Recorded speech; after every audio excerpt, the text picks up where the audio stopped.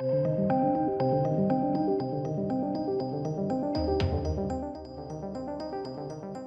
ladies and gentlemen, this is just getting worse for Ezra Miller. He's actually accused of basically running like a pedo sex cult or something like that. It's very strange. Pretty odd stuff. Now, we can't look at the original reports on Business Insider. You got to have a subscription for it. So we're looking at it by proxy from another website, IndieWire. Okay, so just understand that this is not the initial report. But this is mental. Right? It's crazy.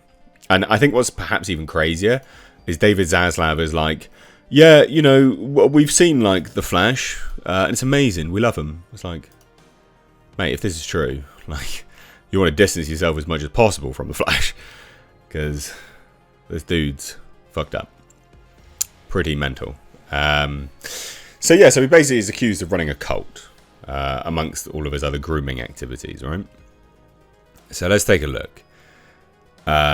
Business Insider spoke with Takata's parents, Miller's longtime music collaborator Oliver Ignatius, and a woman in Iceland alleging that they had a verbally abusive sexual relationship, and a mother accusing Miller of trying to groom her 11-year-old. This seems to be the age range he likes.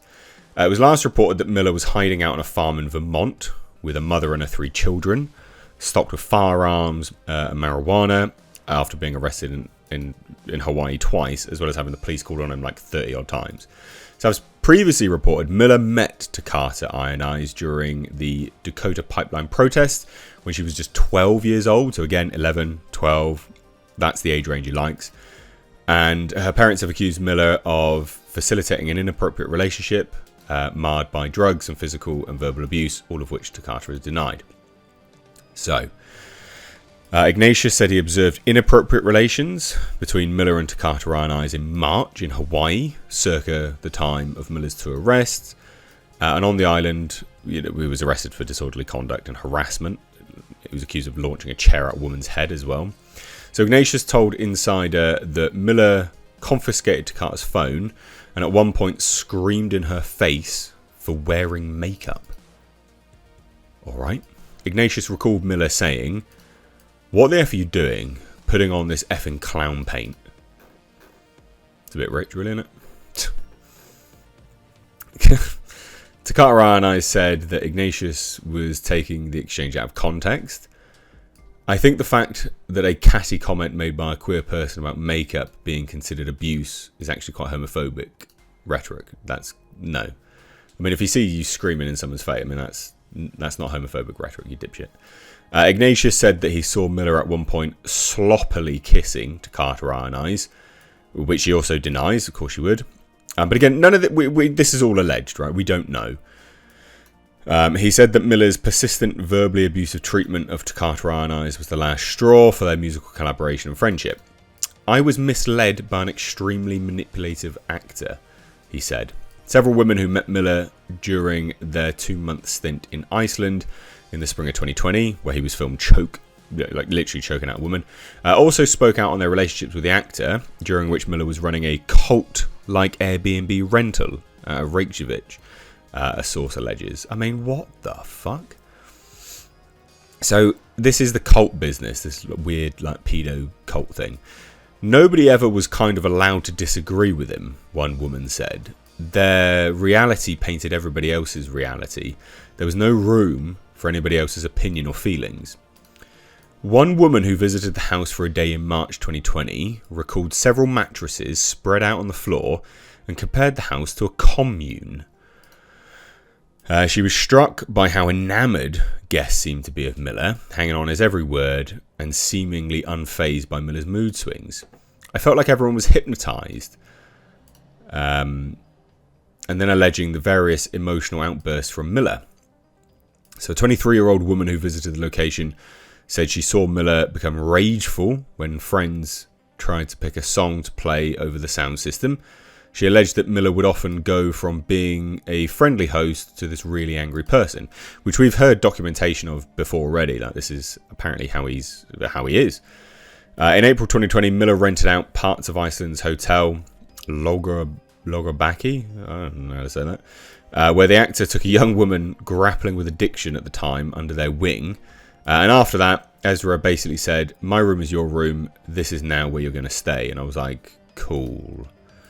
Their relationship over the next 6 days was marked by abuse, the woman alleged. At one point, oh god, fucking adverts. So basically, he says at one point, they looked me in the eye and was like, "I love you," and be this really nice, beautiful person. And in the next moment, they would tell me I was effing disgusting. So, like, very much abuse. There was a lot of psychological abuse, the woman said, adding that Miller would scream at her over things like saying the wrong word in Spanish or her knowledge of yoga. All right, Ezra was like, "You don't know anything about yoga," she recalled. This hostile demon just took over. I mean, what? Very strange. And then we get weird stuff. As if that's not weird already. The woman also said that Miller became fixated on her breeding capabilities, per the report, and would talk to her womb and tell her that she needed to leave her life behind for a better future. She remembered thinking this was her ticket to Hollywood. I love it. Creepy dude. That's my ticket to Hollywood.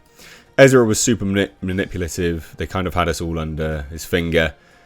He said he was able to twist and pull everything that I thought I knew about the world.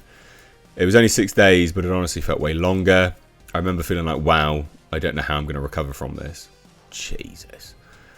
And anyway, last but not least, a mother whom Miller met in Massachusetts this February, following an incident in which Miller and friends allegedly phoned Carterana's parents to inform them of her LSD overdose, also spoke anonymously with Insider about what she perceived to be their attempt to groom her 11-year-old child.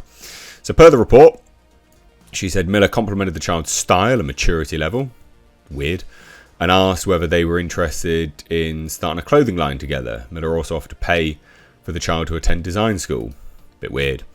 "I want to invest in your future. I want to make you somebody," the now 12-year-old said Miller told them. They also were really uncomfortable because I'm somebody who doesn't like talking to new people, but Miller was pushing me to talk.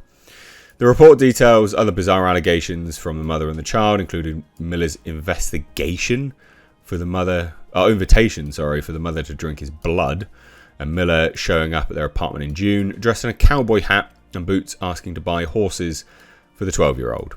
It was after that point that the mother decided to contact Carterana's parents, whom TMZ reported were seeking a protective order. So they were like, shit, he's mental. We need to talk to other people about this. So the ongoing case against Miller, filed by Carterana's parents, has become close to the public, and the actor has not been able to be reached by tribal court as of June. He's also apparently traveling around the country with a bulletproof vest, a bunch of guns, because he's terrified that the FBI are after him. That's also part of the latest news report. This guy's absolutely batshit mental. If any of this is true, yeah, crazy. But this is not the first. We've heard a lot of reports like this, so I am somewhat inclined to believe it. This isn't like new information. We've heard a lot of this stuff before. I mean, like a weird cult commune pedo ring. Fucking mental. So let me know what you guys think down below.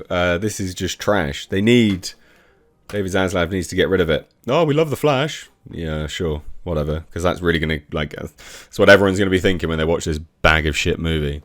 Also, ladies and gentlemen, consider checking out my Teespring store. Supporting the channel via this way does go a long way. But also, not only that, you do get to wear some awesome merch. These are one-of-a-kind designs designed for me by my graphic designer. We of course have our Clown World line, which is in mugs, hoodies, t-shirts. We've got Space Jeebus, and then for something a little bit different, we of course have right down at the bottom right here, we have our Pulsar GTIR.